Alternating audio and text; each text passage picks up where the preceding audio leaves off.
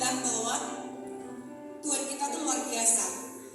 Tuhan itu punya segala macam mujizat untuk kita. Segala macam cara yang tidak mungkin kita pikirkan itu mungkin buat Tuhan. Jadi inilah manusia. Saya memang pelayanan. Saya memang melayani Tuhan dengan cara saya. Melayani kesehatan dan pelayanan dari panti-panti asuhan dan juga KLP. Saya tidak melayani mimbar. Saya bukan sekolah Alkitab, saya bukan pendeta. Tapi saya selalu ingin untuk bisa melayani dimanapun saya berada dibutuhkan, saya selalu ingin ada di situ. Jadi saat ini karena saya berpikir Tuhan, biarpun hati saya berat, biarpun masalah saya banyak, biarpun saya sedang drop sekarang, melayani Engkau harus, hukumnya wajib, dan itu harus saya lakukan dengan segenap hati. Karena saya ingin dimanapun saya berdiri, saya boleh menjadi berkat bagi semua orang.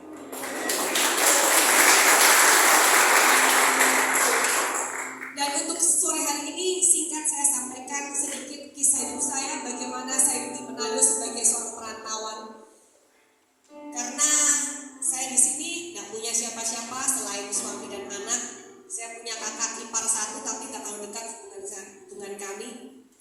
Jadi di sini pun kami pindah di Manado bukan karena kami mau, tapi karena Tuhan yang pindahkan kami ke sini dengan segala macam cara Tuhan. Dari awal saya masuk ke Manado, suami saya mulai usaha. Baru bulan pertama suami saya sudah dapat tipu, dan uang kami habis. Disitulah kami mulai saling bertatap muka karena kami tidak punya tabungan lagi. Tapi kami tidak pernah meminta-minta sama orang, minta pinjaman, minta ke saudara, saya tidak pernah. Yang saya lakukan pertama adalah saya berdoa dan Tuhan berikan saya hikmat. Tuhan bilang, kamu punya kemampuan apa yang diberi sama kamu? Kamu punya talenta apa? Gunakan itu. Dan saya bilang, Tuhan, Deborah cuma bisa menari. Deborah cuma bisa ngajar senam. Deborah gak pinter, bukan seorang dokter, bukan seorang pendeta, bukan seorang insinyur. Deborah cuma seorang guru tari. Tuhan bilang, ya sudah, kalau aku sudah kasih kamu satu talenta, kembangkan. Seperti dalam firman Tuhan. Gak bisa dong kalau kamu cuma satu, kamu diri gak akan berkembang itu. Kalau aku udah kasih satu, kembangkan itu. Oke, apa yang saya lakukan? Saya ambil laptop, saya bikin ketikan di laptop, menerima jasa, melatih tari, melatih aerobik, hubungi Deborah Sindoro, nomor saya. Saya fotokopi, kemudian saya bilang dengan orang fotokopi, Pak, boleh mau tempel di sini? Apa itu Bu? Iklan saya, cari kerjaan Pak. Oh boleh, saya tempel di fotokopi. Fotokopinya saya ingat sekali di Pal 2, di dekat patung kuda sebelah kiri. Fotokopi Melito, saya ingat sekali. Itu kejadian tahun 2006 saya di Manado. Kemudian tak lama saya berjalan keluar, di sepanjang jalan itu saya tempel. Saya tempel sendiri loh. Saya ini naik mikro, turun mikro, cuma ambil lem saya tempel. Suami saya tidak tahu. Saya jelasin saya tempel. Yang pertama kan saya permisi Bu, boleh mau tempel, saya tempel. Saya tuh seperti itu saudara. Saya kalau ingat tuh saya mau nangis. Saya naik mikro, saya turun dan dapat iklan. Demi apa? Demi keluarga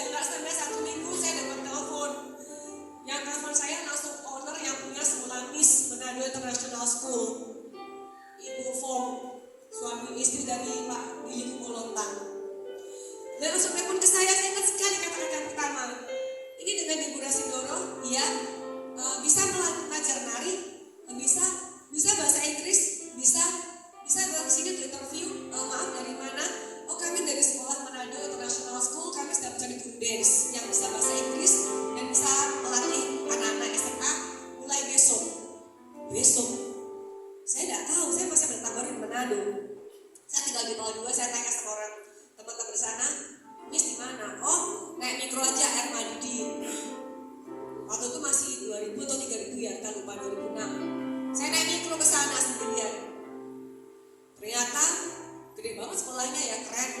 Belum segede sekarang sih, masih 2006. Saya masuk interview, ya puji Tuhan saya bisa bahasa Inggris lah, walaupun little ngawur-ngawur sedikit, pokoknya bisa lah. Saya bisa, dan langsung dari besok saya ngajar. Dan saya besok ngajar, baru ngajar 3 kali pertemuan, saya ditelepon sama kepala sekolah, saya diminta untuk melatih rutin.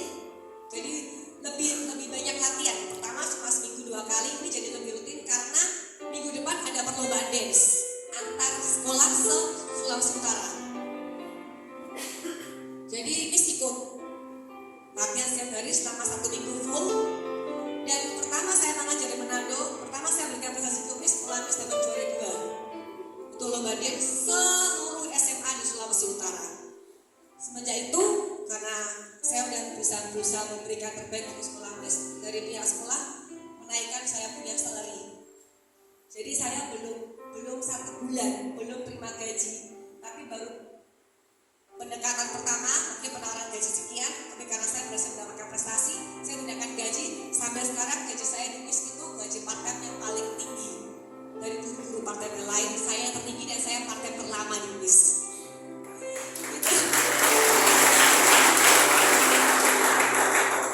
Dari situlah juga Tuhan mulai membuka jalan satu demi satu. Tuhan kenalkan saya dengan orang-orang yang punya peran penting di Manado, baik pemerintahan, baik pejabat, baik orang-orang penting, semua saya kenal.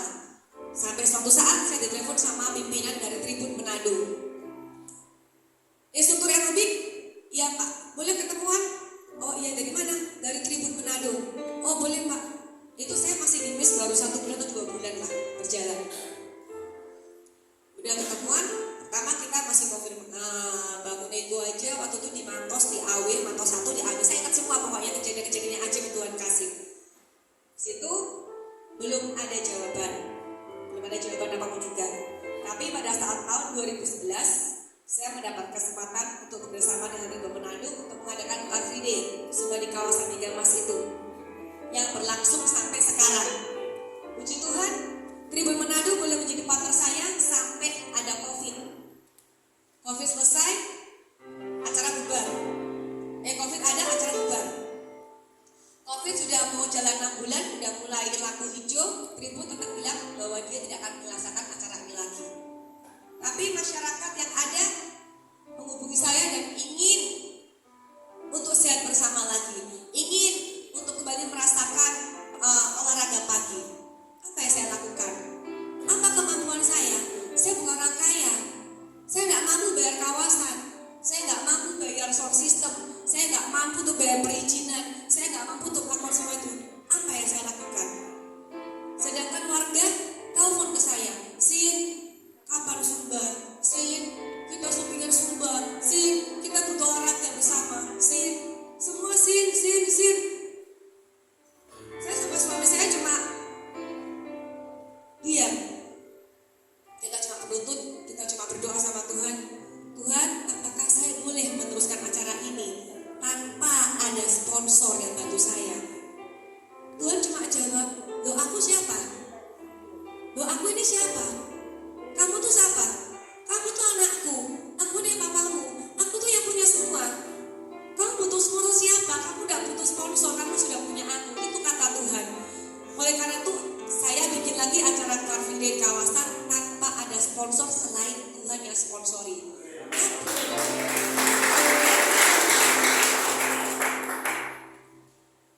Kenapa Deborah bisa bilang Tuhan sponsori?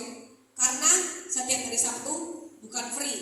Saya bayar kawasan, saya bayar sewa, saya bayar sound system, saya siapkan panggung, saya harus memberikan tenaga saya dan asisten saya.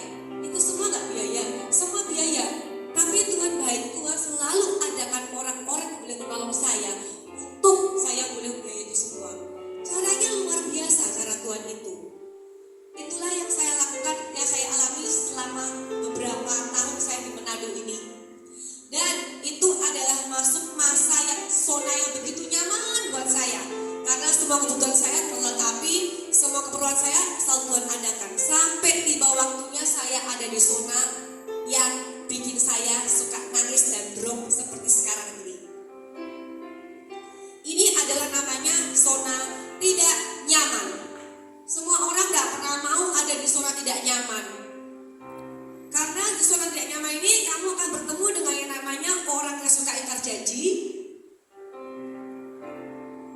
yang suka mempermainkan kalian, orang yang suka memfitnah kalian, orang yang suka mengkhianati kalian, orang yang suka apalagi ya, segala macam hal yang bisa membuat kalian drop. Itu adalah zona tidak nyaman. Tuhan izinkan saya ada di tempat itu beberapa bulan ini. Semenjak saya bertemu dengan seseorang ini dan bertemu dengan kelompok ini, saya merasakan hidup saya ini amat sangat menyedihkan. Tapi kenapa saya bisa di situ? Karena sebelum saya memutuskan untuk masuk, saya sudah berdoa sama Tuhan. Tuhan, boleh nggak dengan tawaran dari orang ini? Tuhan jawab, boleh. Aku minta tanda Tuhan. Tuhan kasih tanda, 2 tanda. Yang saya nggak usah sebutkan, 2 tanda yang bagi saya itu mustahil, tapi Tuhan adakan. Bahkan suami saya itu bilang, ya Tuhan suka kasih ini loh. Ini sesuatu yang nggak mungkin, jadi kamu harus iyo. Ya udah, misalkan suami saya setuju, saya pun melangkah. Saya oke dengan tawaran orang ini. Ternyata setelah saya masuk dengan tawaran orang ini, semua yang dia katakan semuanya bohong. Semua yang dia janjikan semuanya gak ada yang tepatin. Bahkan saya habis-habisan secara ekonomi. Habis-habisan drop.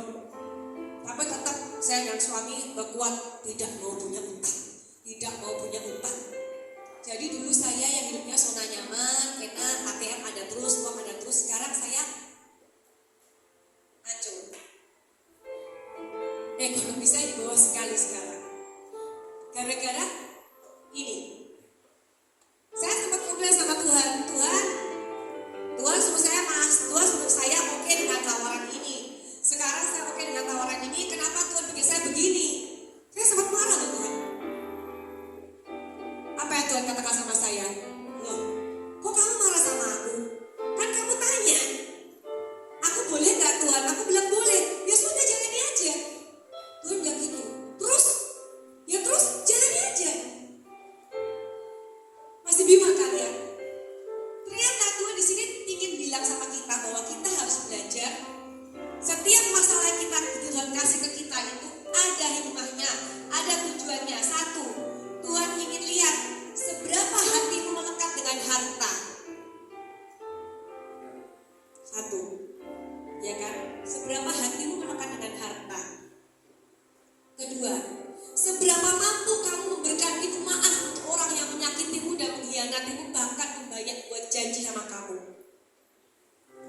Seberapa mampu kamu melakukan itu. Yang ketiga, Tuhan mau saat ada masalah dekat dengan Tuhan. Tuhan rindu sama Deborah mungkin. Tuhan mau Deborah ada sama Tuhan terus. Mungkin itu yang Tuhan mau. 3 itu yang Tuhan taruh di otaknya Deborah, di hikmatku. Kita mempunyai pikiran bahwa ini yang Tuhan mau. Semenjak saya berdoa dan saya mengatakan Tuhan, ampun. Saya minta ampun. Mulai sekarang saya tidak akan pernah menyalahkan Tuhan. Karena saya tahu semua yang terjadi atas hidup saya atas izin Tuhan. Saya akan belajar untuk membuka pintu maaf untuk orang yang sudah mempermainkan saya. Dan saya akan belajar untuk merelakan semua yang sudah hilang. Karena saya yakin Tuhan akan mengembalikan. Dan saya akan selalu berada dekat dengan Tuhan. Oleh sebab itu, pelayanan saya akan terus saya tingkatkan. Saya akan terus melayani baik di Rutan sini, baik di LPT Meeting, saya pun melayani di sana. Baik di Panti Asuhan, bahkan kemarin saya sampai di Tumohon, saya melayani semua. Karena saya mau hidup saya ini benar-benar dipakai Tuhan. Bukan cuma di dalam lingkup dance ataupun lingkup olahraga. Tapi saya ingin boleh menjadi saksi Tuhan, menjadi alat Tuhan dimanapun Tuhan pakai saya. Nah, mungkin kalian bertanya-tanya, apa sih zona gak nyaman itu? Saya mohon izin, saya ingin memberikan yang sesungguhnya.